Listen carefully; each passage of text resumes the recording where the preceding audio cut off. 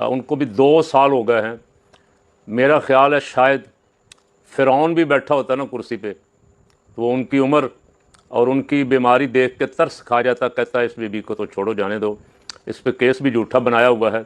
और हम अपना रोब दाब कायम रखने के लिए या इस ख़तरे से कि ये बाहर आएगी तो आके हमारी सीट को चैलेंज कर देगी, हम हारे हुए हैं। सिर्फ इस बुनियाद पे उसको अंदर रखा हुआ है, जिसके इन पे एहसानात हैं।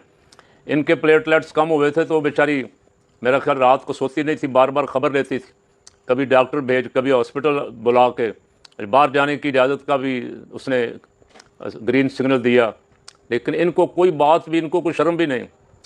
मियाँ अज़हर गवर्नर पंजाब, साबिक़ गवर्नर पंजाब, गुज़श्ता रोज़ इंतकाल कर गए, आज उनका जनाजा था।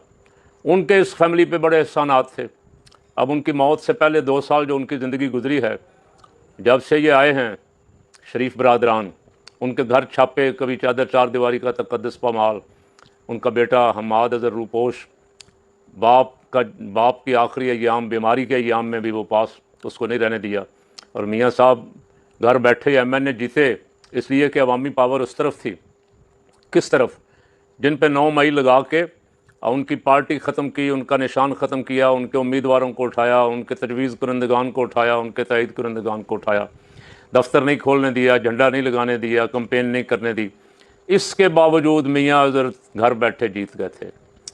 हमारी भी उनसे याद अल्लाह रही।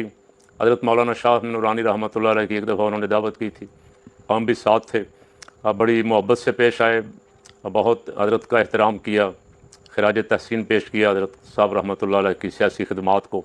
अल्लाह मियाँ साहब को गरीक रहमत फरमाए, उनके दर्जात बुलंद फरमाए और उनके लवाहिकीन को सब्र जमील अता। और मैं अर्ज़ कर रहा था कि जिन पे आम आदमी को भी, बेगाने को भी, दुश्मन को भी तरस आता है ना, इनको उन पे भी तरस नहीं आया।